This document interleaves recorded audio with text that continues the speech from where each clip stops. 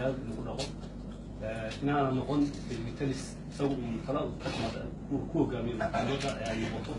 in dhammaan qaranjooyinka dawladda sida ay u kala sarreeyaan ay nuuga shaqadiisa ugu madax bannaanaan taasoo ay shakhs u hadduu mid dadkoo dhan ay talinayaan taas waxay badbaadinaysaa aniga badbaadinaysaa inaan khaladaad gelin idinkana way badbaadinaysaa marka ugu horreyn kolle waxyaabaa ii qodaysnaa oo ahaa xuquuqul insaanka kow in horta waxa laga qabto inaan iscafino waa muhiim inaan wixii hore ee dhacay ka tagno waa muhiim laakiin haddana dadkii dhibaatooyin ku dhaceen inay iyaguna dareemaan inay ka mid yihiin bulshadina iyaduna waa muhiim taa macnaheedu waxaa weeye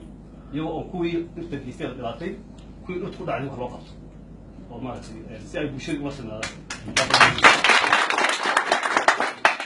oo xooga saari doona xoriyatu qowlka anigu dadka aad u qoraan ahaan jiray xoriyatu qowlka iyo maaragtay jecel maanta marka inaan gruubkii noocaas ahaa aan xorriyaddooda usii kordhiyo ayaan diyaar u ahay qof kasta innagu waxyaalaha weliba u naqaan dacaayad baa jira laakiin dunida kale industry ah lagu shaqaysto maraykanka iyo ingiriiska iyo qofku inuu madaxda faaleeyo oo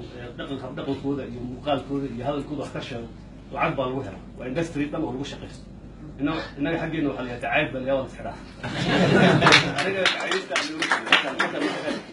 marka horta wixii dacaayadstayaalaha maanta xor baa tihin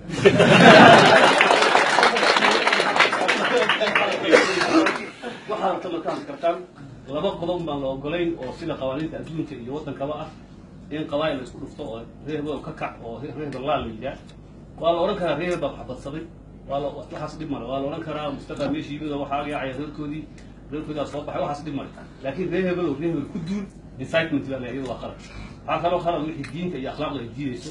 sawirro qaawan aflagaato ay noocaas waa reebayi wixii intaa ka baxsan wax walba waa laga hadli karaa dastuurka etoobiya laga hadli karaa ma ogolin baa la odhan karaa dalkan ka mid yihiin baa la odhan karaa waxaa la odhan karaa muxuu ahaa madaxweynuhu waa saasaa la odhan karaa shaksiyadiisaa laga hadli karaa qofkii ay dambijiisku gaarsiiyo inuu dhaafo waxaa ku saabsan madaxweynaha iyo saaxiibadii iyo wasiirada isaga u taalla bulshaday tahay qabato dawladda u xakamaymayso bulshadaa qabanaysa laakiin dawladdu ma odhanayso sharti madaxweynaha ku xadgudubtay afrikaanka inta baa isku xidha waxaas waad ogtihiin marka madaxweynuhu dadku la mid yahay haddii adiga wax lagaa sheego maxamadaysna waa la xaman karaa taa horta inaad ogaataan dacaayadana adigaa waa idin bilaabaya meesha laga yahay marna inay ileeda haysta marna ina cabsiyad dadkii aan cagaha la-ayn indhaha lahayn away waad oran